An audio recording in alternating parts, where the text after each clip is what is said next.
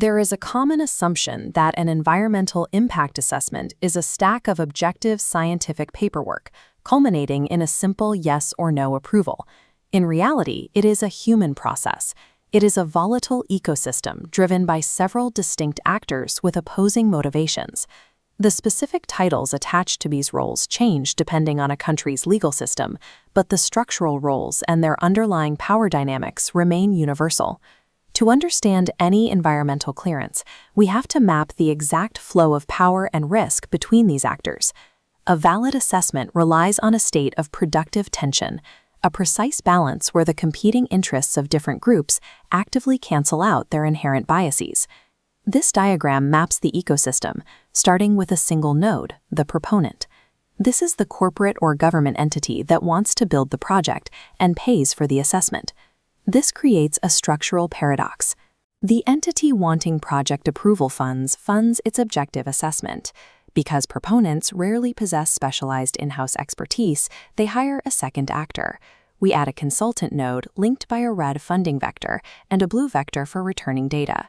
The consultant executes the heavy technical lifting, running air quality models, conducting ecological surveys, and establishing the baseline social conditions. The consultant is caught between scientific duty and the client paying their invoices. Mature systems resolve this tension through accreditation. In India, a national scheme certifies experts. Visually, a shield drops over the consultant node, filtering out the corrupting influence of the funding vector. The integrity of the raw environmental data relies entirely on the strength of that accreditation, acting as a reliable barrier against the proponent's wallet. This image shows the Indian Ministry of Environment, Forest, and Climate Change. They represent our third actor, the regulator. This is the public authority tasked with reviewing the assessment and making the final legal call to grant or deny clearance. While designed to act as neutral arbiters, regulators are highly vulnerable. They operate under immense political and economic mandates to push development projects through the pipeline quickly. Returning to our map, the new regulator node splits by jurisdictional scale. Large Category A projects are handled nationally by the ministry, advised by an expert committee subnode. Smaller Category B projects mirror this structure at the state level, advised by state-level expert panels. Regardless of the scale, the underlying structural principle is identical. The system pairs a bureaucratic decider with an expert advisory panel, and both require strict insulation from external political pressure to function properly. This dual visualization represents our fourth actor, the public. This group extends beyond displaced local residents to include non-governmental organizations, journalists, and specialized researchers. Their role is to inject independent technical and epistemic scrutiny into the data, providing a necessary friction against the proponent's highly polished narrative.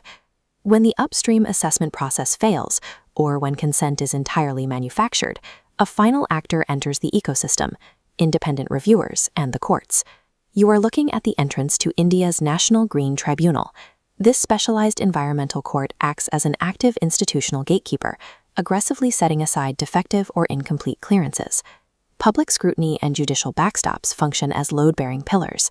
Without their friction, the entire EIA structure collapses into predetermined approvals. Looking at this complete diagram, we can evaluate a healthy system. All 5 nodes are connected by taut, equally spaced lines, suspending the central clearance decision in perfect balance. This is productive tension. No single actor dictates the outcome. Conversely, look at the unhealthy system on the right.